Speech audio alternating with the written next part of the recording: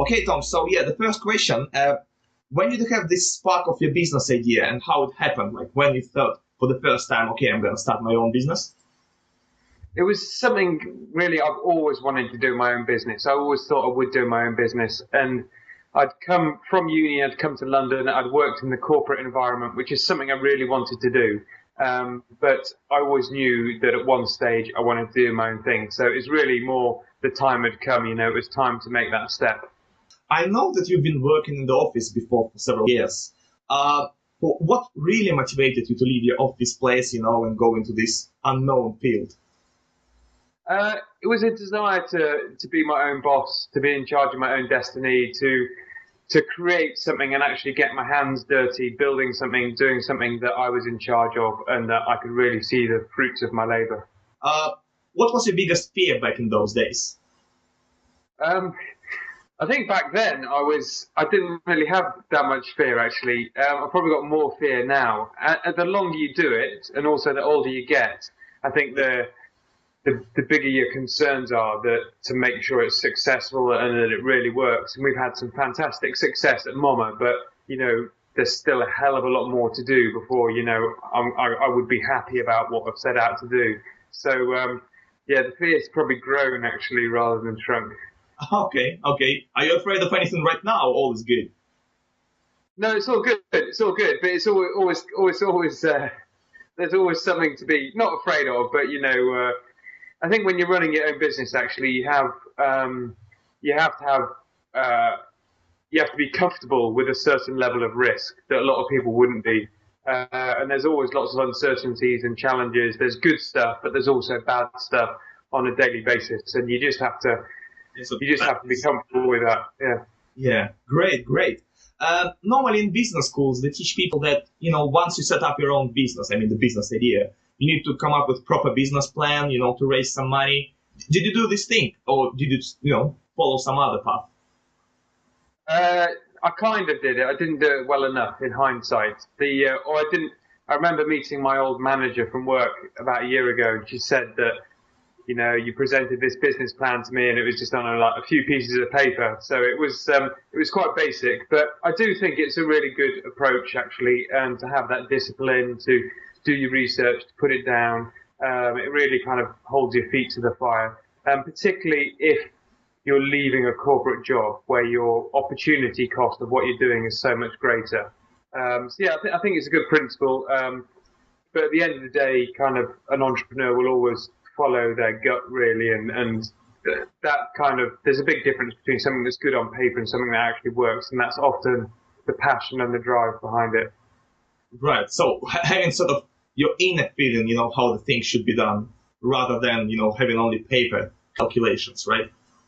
Yeah, it takes both, I think, to do it really well. But a good idea on paper will never work unless it's got somebody who's just got that bloody-minded determination behind it to make it work. Sure. Okay, well, raising money is always an issue. So how did you do this? Like, once you started your business, what was the way to raise the money in your case? We started off with a very low capital requirement in the business.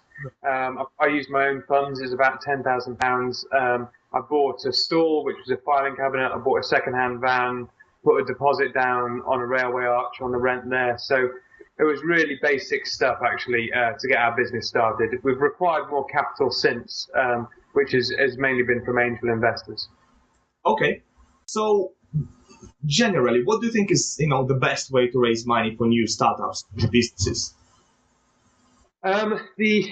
The traditional way is to try and raise it from friends and families, or friends, families, and fools, they say, when you start a business, which, it might seem like the easy route, but I think it probably is the most sensible route for someone when they're starting out.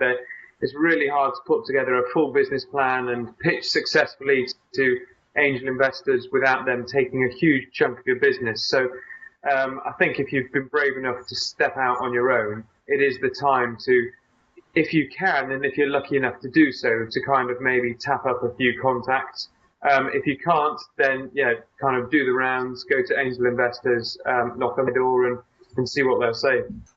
Since you're London-based, do you have anybody particular in mind as a venture capitalist or a business angel you can recommend for startup as someone in particular in the city? We have about kind of 15 investors from the city actually, all guys that used to eat Moma and then really liked it and emailed us and said, look, if you're looking for investment, give us a shout. A good way to do stuff is if you can get some PR, you can get yourself in a magazine or a newspaper, or you can win an award and then just slip in somewhere that you're looking for funding. There's lots of people in the city that are looking for somewhere to put, part of that bonus or something like that. And they get EIS tax relief on investment in startup businesses. So it's an attractive thing for people to invest in. In terms of actual networks, not really. There's the London Business Angels Network, which I know a little bit about, but not much. But other than that, there's lots of networking groups out there. And I'd say go to as many networking groups, meet as many people, get your name and your idea out there, and let people know that you're looking for funding, because there's plenty of money out there if you can kind of get in touch with the right people. Speaking about Moma, why this brand is so popular nowadays, in the UK and in some other place as well? Just because it's a great product. I think it's, I don't think there's anything else quite like it on the market. We're really creating a whole new type of product on the market, which has got its big challenges, because if people don't know about Moma, they don't know what the hell it is, and it's very expensive compared to a yogurt. Right. But for people that know what it is, then it's great value, it's delicious, it's a total revelation for them in terms of what they can get for breakfast. So I think that's the main reason. But then, we put a lot of effort behind providing great customer service, a really vibrant, exciting brand to go with it as well. So, those two things, the product and the brand, I think. Okay. Well, in the article we wrote about you, we wrote that you're now based in Waitrose and Sainsbury, I think in Tesco, right? You also have your products now in EasyJet Airlines, Virgin Airlines. So what's your next step in terms of brand developing and going further? I think we've done a lot of work recently on some of the operational side of things, which has really been a big challenge over almost the last year actually. So it's really time to kind of focus on the sales now and start driving the business forward. We're looking at all sorts of channels, from supermarkets to coffee shops to airlines to offices to our stalls in the stations. So my focus is on driving distribution of the product, so getting more coverage of the product. After that, we'd look at trying to get Moma in more formats for different customers. So very much the focus is on driving the sales now. We've done a lot of work on product development and operations, and it's getting the brand out there and getting the product out there. So keeping eye on quality of the product, pushing the sales, and keeping the business and the brand really young and dynamic and exciting. Okay. Is Moma searching for more investments right now, or it's just, being pretty much yourself? Not searching for more investment just at the moment. It's something that, there's no shortage of people that are keen to invest. We've attracted quite a bit of investment over the years, but at the moment we're really, we're probably okay with the guys we've got on board at the moment, actually. Which corporate style do you normally follow in Moma? Is it more like informal and casual, or more like formal and official, or it's something in between? I'd say it's more of the casual approach, definitely. In terms of our approach to kind of dress, and we're very flexible in terms of people's hours and that sort of stuff, within reason. I just think if you give people the responsibility, that generally gets the best out of them, and that kind of means giving them, the responsibility to make a lot of their own decisions and so on. That said, it's, there's some things where you've got a structure in the workplace really helps, so having regular weekly meetings, having targets, objectives, to-do lists, all that sort of stuff. It's just the stuff that doesn't really matter, like what you're wearing, for example. That stuff's not that important, I don't think. So one more question about, the general sort of food industry you're creating, because as someone who's been in this business in the food industry in the UK for quite a long. What do you think about, the general standards and the quality of British food on the market right now? Because we just got a quote from Martha Harrison. She said that I'll bet what motivated the British to colonize so much of the world is that they were just looking for a decent meal. Would you rather agree with this quote or not? Yeah, speaking about the food industry generally in Britain, would you say it's okay or can be better or it's fine? I think it can always be better, but I think kind of the British food industry is pretty advanced actually in terms of the variety and innovation that you can get. Certainly in terms of young brands as well. Kind of there's lots of stuff out there. I think if you went to lots of countries, you'd be far more restricted than you are here in terms of the quality and the availability of the food. Sure, there's less home cooked food, but that's part of the culture and the lifestyle here now. It's more about convenience and supermarkets, but I think what you can get in those places is pretty good, really, on the whole. And yeah, there's a good structure, but if you've got a great product and if you create an exciting brand, you can get it out to the market in the UK. So yeah, since we talk about Moma as a brand now, we just try to focus a little bit on the someone who's behind the brand as yourself, right? So Tom, what did you enjoy doing most when you were small, when you were a kid? When I was a kid, I had two brothers, and we all played a lot of rugby. So we went down to mini rugby when I was 7 with Dad. We used to play touch rugby in the garden. We used to have a go-kart, which we used to go around the field in. So a lot of outdoors stuff, playing with my brothers, that sort of thing. What do you think is the general role of school and university in the businessman career, or the entrepreneur career, or startup career? I think your standard of somebody's education is, in terms of what level they got to, is less important for entrepreneurs than it is in the corporate environment. But that's not to say it's not important. I think it definitely makes a difference, and it always helps. I think it gives you an advantage over not having it.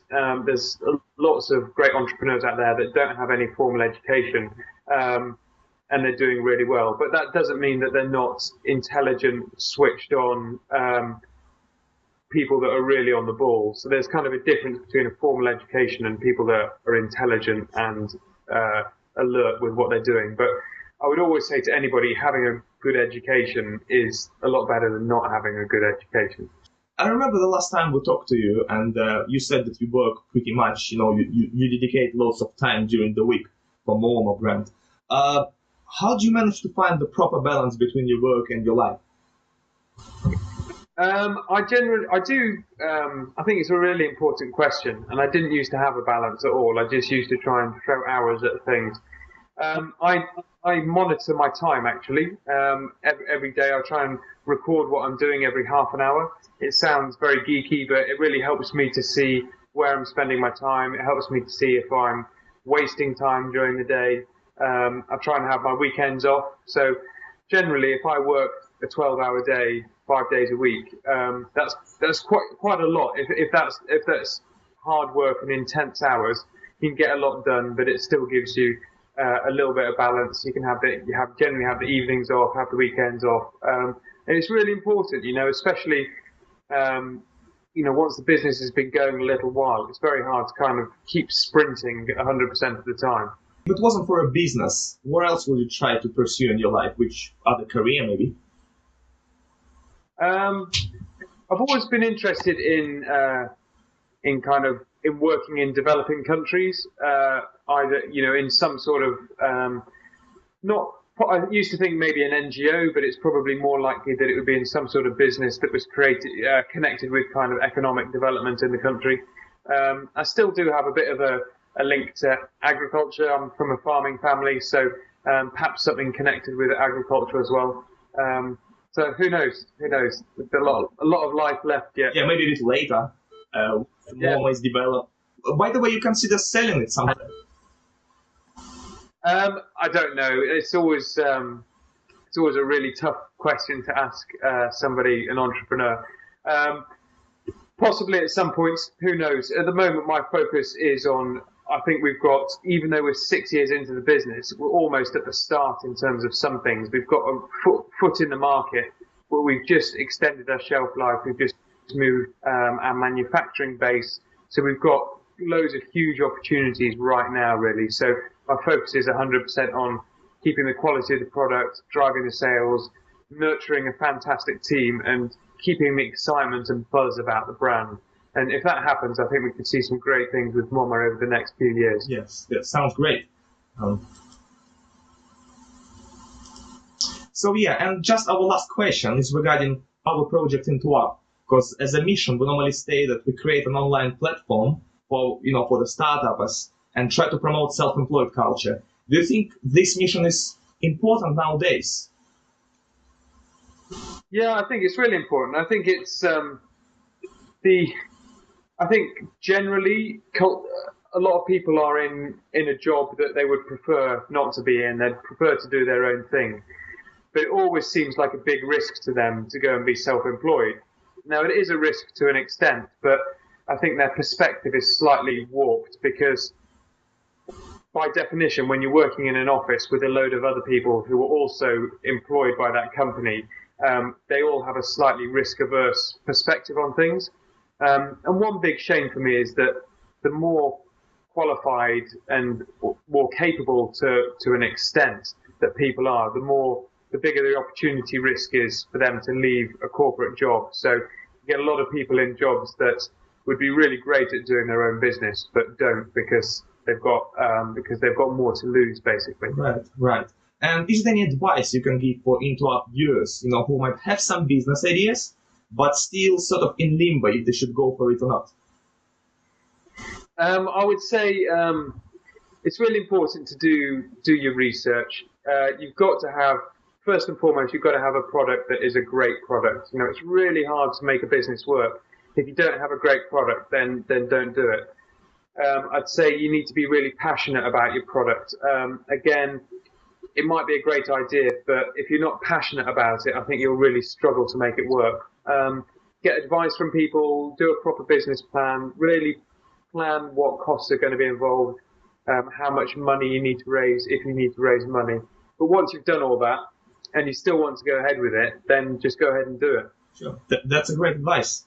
Tom, normally at the end we have a little table tennis set of questions, which is quite simple. You should just stick for one of the two answers. Okay?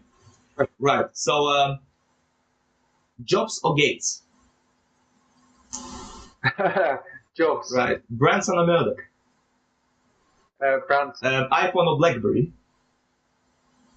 iPhone. Going to a party or staying home? A party, I guess, but it's sometimes a bit of both. It is. Fruits and vegetables or fast food? Fruits and vegetables. I knew this one. Black or white?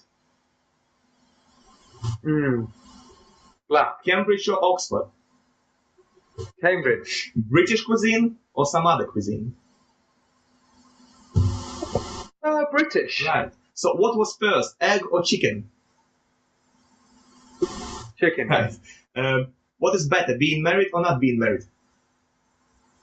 Oh, it's an impossible one to answer. Thanks. Married. Right. Believing in God or atheist? Atheist. Great. Thanks, Tom. I think we're done right now. Thanks for your time. Do you think it was a bit longer than you expected or was fine? I thought it was fine. It was fine. It was absolutely great. Thank you.